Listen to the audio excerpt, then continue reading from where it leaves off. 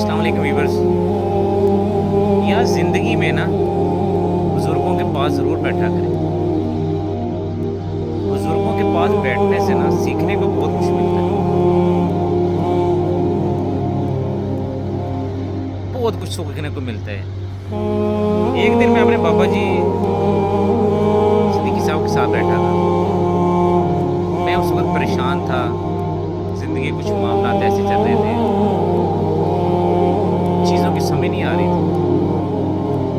तो मैंने उनसे पूछा, मैंने कहा, क्या बाबा जी, अजीब-सी परेशानी है, टेंशन है, समझ नहीं आ रही क्या करूँ?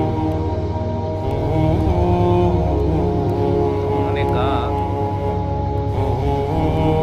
कि ब्रेन की ना सुनो, दिल की सुनो। तो मैंने कहा, बाबा जी ज़रा मुझे थोड़ा-सा इसको ज़रा बताएँ तो सही, क्या कहना चाह रहे हैं?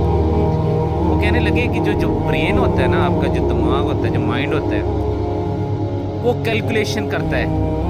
ये क्या हो गया, ऐसा नहीं करना चाहिए था, वो कर लिया तुमने, ये होगा, ऐसा कर लो तो ऐसा होगा, ये होना चाहिए, वो होना चाहिए।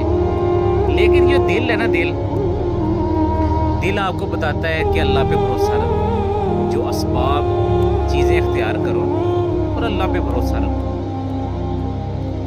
लेकिन इसी सिचुएशन में बाज़ दफ़ा ऐसे चीज़ें आती हैं, बाज़ दफ़ा ऐसे फेज़ में चले जाते हैं कि जहाँ पे ब्रेन इतना ज़्यादा हावी हो जाता है दिल पे कि दिल की आवाज़ हमें सुनाई नहीं देती।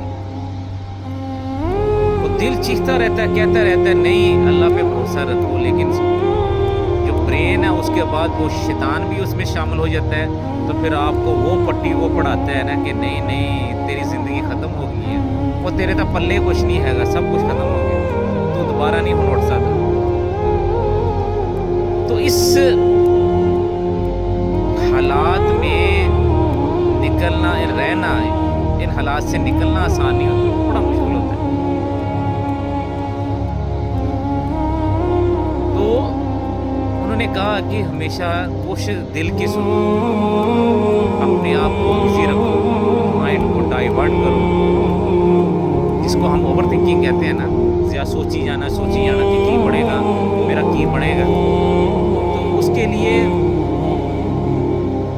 आपकी सोशल लाइफ का होना भी ज़रूरी है, बहुत ज़रूरी है। ये मुझे बाबा जी बड़े देर से कहते थे, लेकिन समझ उसकी अब आई कि सोशल लाइफ का होना बहुत ज़रूरी है।